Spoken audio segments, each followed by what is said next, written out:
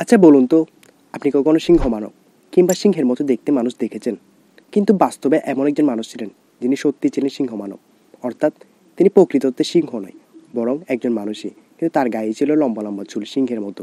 সেজন্য তাকে বলতো সিংহ মানব। তার নাম ছিল স্টেফান। এই যে স্ক্রিনে যে ছবিটিকে দেখছেন, তিনি হলেন স্টেফান। চলুন স্টেফানের গল্পটা আমরা ছোট করে জেনে নিই। নমস্কার, আমি জয়। জানার আনন্দে আপনাকে স্বাগত।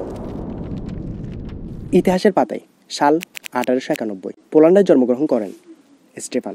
তিনি এক বিরল রোগ তথা হাইপারট্রিকোসিস নামক এক বিরল রোগে আক্রান্ত ছিলেন, যার ফলে তার পুরো শরীর জুড়ে ছিল লম্বা লম্বা চুল তথা সিংহের ন্যায়। তার মা বিশ্বাস করতেন গর্ভাবস্থায় তিনি তার স্বামীকে এক সিংহের হাতে আক্রমণের ঘটনা দেখেছিলেন এবং সেই মানসিক ধাক্কায় তার সন্তানের মাঝে এই রোগটি দেখা দিয়েছে।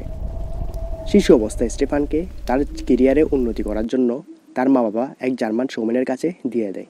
সেই জার্মান শোম্যান স্টেফানকে একটি হাইওয়েল দ্য লায়ন পেস্ট ম্যান নামক একটি শোতে প্রদর্শন করেন। অদ্ভুত অঙ্গভঙ্গি ও দেখতে অদ্ভুত হওয়ায় মানুষরা তাকে খুব তাড়াতাড়ি পছন্দ করতে শুরু করে। কিন্তু স্টেফান ছিলেন দয়ালু, বুদ্ধিমান আর 5টি ভাষায় কথা বলতে পারা একজন মানুষ। দর্শকরা খুব তাড়াতাড়ি তার বাইরেটা দেখতে শিখে যায়। সে সময় তিনি খুব জনপ্রিয় হয়ে ওঠেন। সে সময় ইউরোপ আমেরিকায় খুব জনপ্রিয় পারফরমেন্স করে তিনি খুবই জনপ্রিয় হয়ে ওঠেন। মানুষ তার বাহ্যিক রূপ নয়, বরং অভ্যন্তরিক রূপ দেখে প্রশংসা করতে শুরু করেন। তিনি ছিলেন সেই সময়ের খুবই জনপ্রিয় একজন শোম্যান।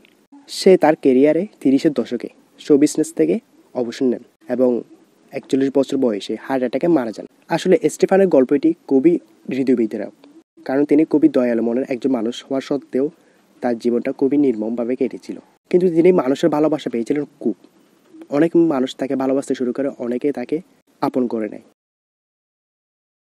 তো একটি লাইক করে আমাদের পাশে থাকবেন, কারণ এই ধরনের ভিডিও বানাতে আমাদের অনেক পরিশ্রম করতে হয়, কারণ এখানে সত্য মিথ্যের অনেক কিছু জড়িয়ে থাকে। তো আমরা সবসময় চেষ্টা করি আপনার কাছে সত্যটা তুলে ধরার। ধন্যবাদ।